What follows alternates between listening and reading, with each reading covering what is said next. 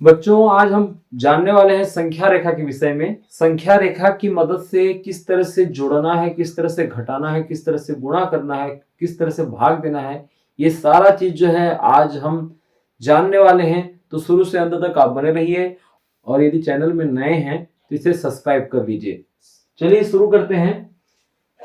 जैसे कि एक प्रश्न है, 4 धन 5 बराबर 9। इसको संख्या रेखा में बताना है कि ये 4 धन 5 बराबर 9 कैसे होता है। तो संख्या रेखा नाम से स्पष्ट है, संख्या रहेगा और रेखा रहेगा। बीच में जो है हम शून्य रख देते हैं और शून्य के दाईं ओर धनात्मक पूर्णांक संख्या रहेगी। कहने का मतलब है 1 2 3 4 5 6 7 8 9 तक तो हमको लिखना ही पड़ेगा क्योंकि 9 तक यहां प्रदर्शित करना है। और शून्य के बाईं ओर ऋण 1 ऋण 2 ऋण 3 इस प्रकार से रहेगा। हम ज्यादा इधर नहीं लिखते क्योंकि जरूरत नहीं पड़ेगी। तो शुरुआत किसे करना है? शुरुआत करना है शून्य से। पहले हमको 4 कदम चलना है। यहां पर देखिए 4 धनात्मक है कि ऋणात्मक है। जिस संख्या के सामने में कुछ भी चिन्ह ना हो वो धनात्मक संख्या है। तो यहां पर ये 4 है, धन 4। अब हमको जो है शून्य से दाईं ओर चलना है, धनात्मक चलना है। कितना? 4 कदम। ये हो गया 1 2 3 4। तो हमको ये 4 कदम चलना है। तो ये हो गया आपका धन 4। फिर आपको चलना क्या है? धन 5। फिर आपको क्या चलना है? धन 5। तो हम फिर यहां से शुरू करेंगे 1 2 3 4 5। ये हो गया धन 5। ठीक है। तो कहां तक पहुंच गए आप? 9 तक पहुंच गए।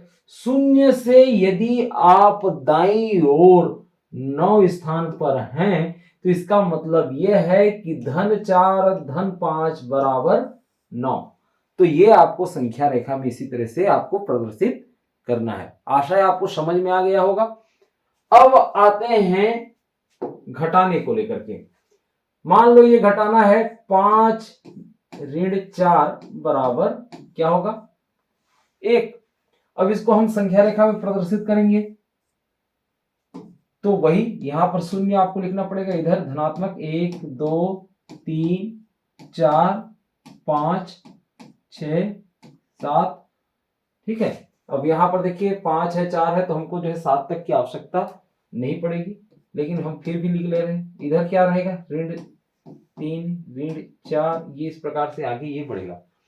तो शुरुआत में हमको क्या प्रदर्शित करना है? ये क्या है? 5 के आगे में कुछ भी चिन्ह नहीं है तो धन 5 है। तो यहां से 1 2 3 4 5, ये 5 कदम चलेगा। ठीक है। ये हो गया आपका धन 5। फिर आपको कौन सा कदम चलना है? ऋण 4। आप 5 नंबर पर हैं। ठीक है। आपको उल्टा चलना है। ऋणात्मक जब चलना रहेगा तो आपको बाईं ओर चलना है, धनात्मक रहेगा तो दाईं ओर। तो अब आप जो है वापस हो जाइए। कितना? ऋण 4। 1 2 3 4। ये हो गया ऋण 4। ठीक है। अब शून्य से किधर हो? ये शून्य है। शून्य से किधर अभी पहुंच गए आप? शून्य से पहुंच गए हो दाईं ओर एक स्थान पर, इसलिए यहां पर धन 1 आ रहा है। तो इस तरह से आपको संख्या रेखा में आपको बनाना रहेगा। तो क्या हो गया? 5 ऋण 4 बराबर धन 1। और इस तरह से आप संख्या रेखा में इसको प्रदर्शित करेंगे। आशा है आपको भी ये भी समझ में आ गया होगा। अब हम एक और गणित लेते हैं, संख्या रेखा में किस तरह से उसको प्रदर्शित करना है। अब मान लो ये रहा कि ऋण 5 और ऋण 4 बराबर क्या होता है। अभी मैं इसको नहीं बताया रहूंगा इसका उत्तर क्या होगा। इसको संख्या रेखा में हम देखेंगे क्या होगा इसका उत्तर। तो इसके लिए हम क्या करेंगे? एक संख्या रेखा बना ही लेंगे। ठीक है।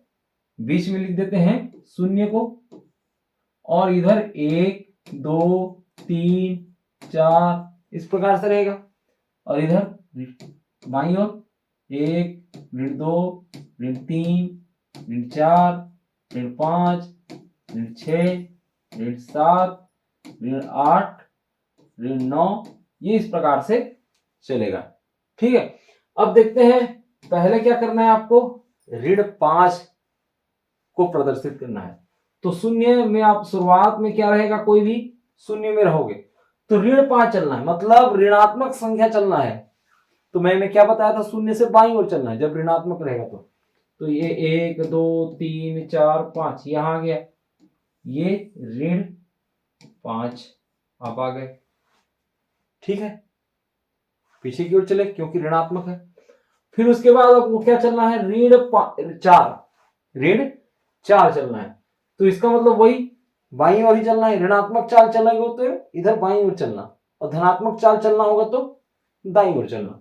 अब देखिए यहां पर 1 2 3 4, ये ऋण 4 आप चल गए।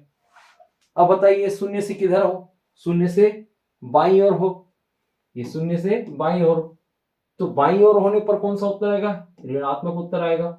कितने कदम बाईं ओर हो, तो 9 कदम बाईं ओर हो, इसलिए ऋण 9 आएगा।